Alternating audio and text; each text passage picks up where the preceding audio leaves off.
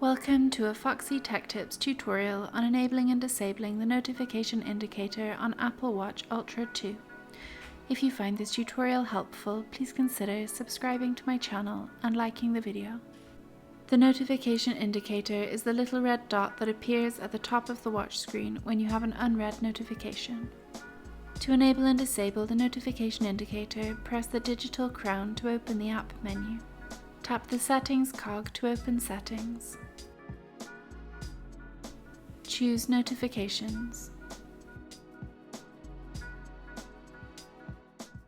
To enable and disable the notification indicator, tap the toggle to the right of Notification Indicator.